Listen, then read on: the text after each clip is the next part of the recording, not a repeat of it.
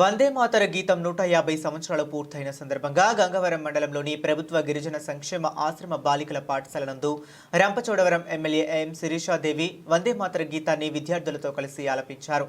ఈ సందర్భంగా ఆమె మాట్లాడుతూ ప్రతి ఒక్కరూ జాతీయ భావాన్ని అలవర్చుకోవాలని సూచించారు. స్వాతంత్ర్య పోరాటంలో ఈ గేయం ప్రాచుర్యం చెందినది దేశ సమైక్యతకు ఎంతో దోహదపడిందన్నారు.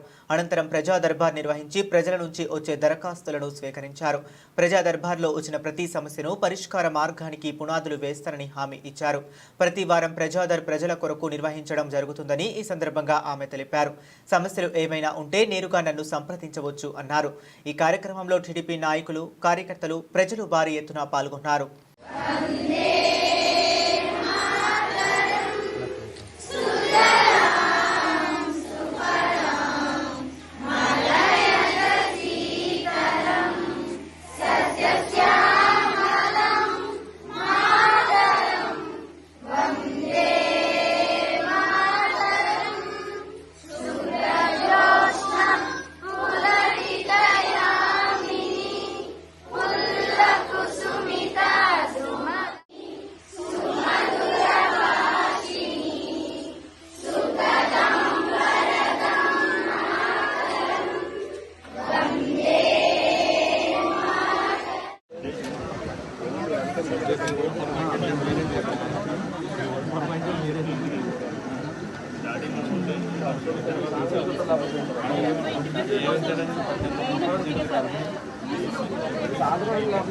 హలో ఏం చేయాలండి? కొద్దిగా చిక్కలు రమ్మాలంటే కొద్దిగా మొత్తం మీద పడినా జనం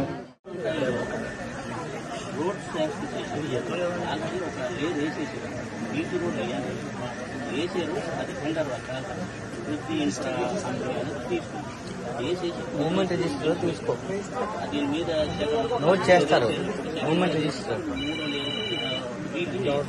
ప్రతిదీ మన దగ్గర రావాలి.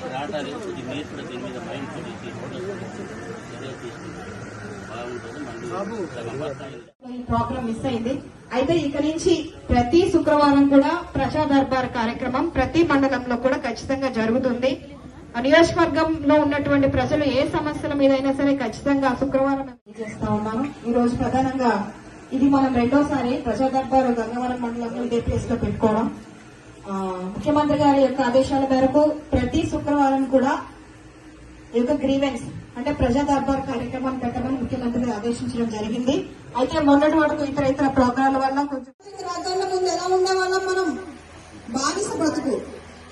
చదువుకున్నారా? లేదా? స్వాతంత్ర్యం కోసం మీకు తెలుసు కదా.